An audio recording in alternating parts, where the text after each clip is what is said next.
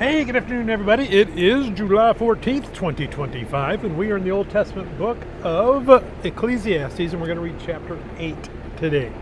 Obey authorities for God's sake is my pericope up here, and then comes death comes to all.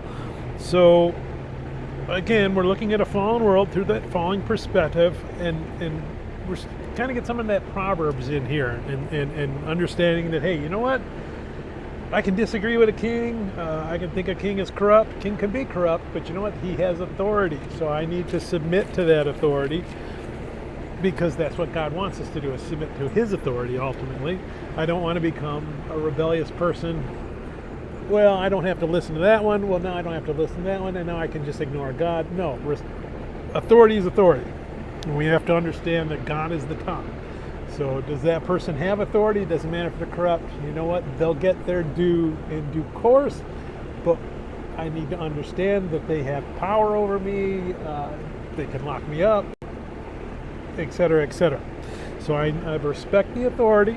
I'm going to do what respectfully do what I'm told. If they've abused their authority, well, you know what? That's when you go get a lawyer afterwards, the fact, and you say, okay, let's see what we can take them to court over, or just leave it in God's hands. And why? Because death comes to everyone.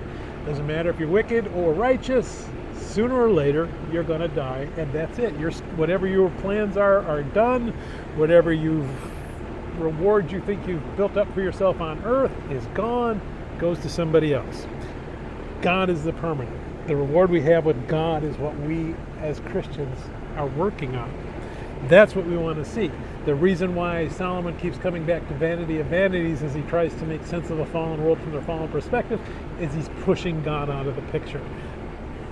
When we bring God into the picture, it starts to make sense. We start to understand, hey, maybe I don't have all the answers, and I'm not supposed to have all the answers.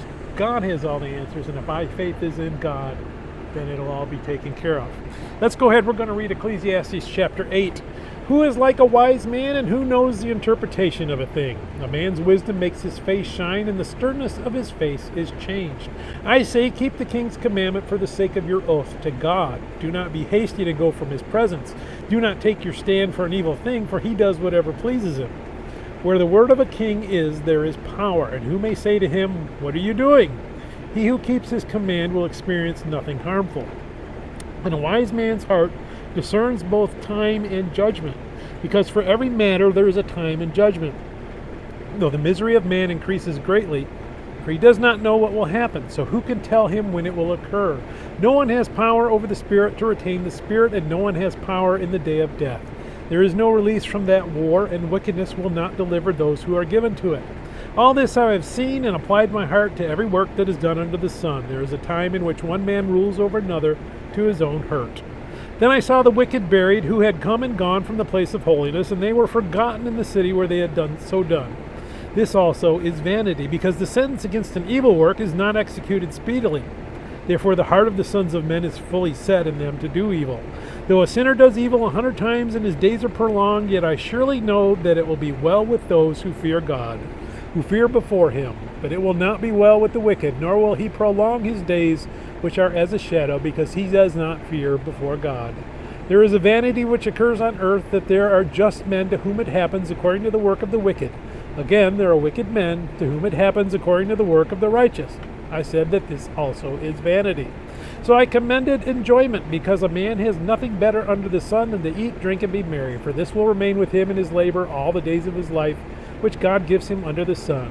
When I applied my heart to know wisdom and to see the business that is done on earth, even though one sees no sleep day or night, then I saw all the work of God, that a man cannot find out the work that is done under the sun.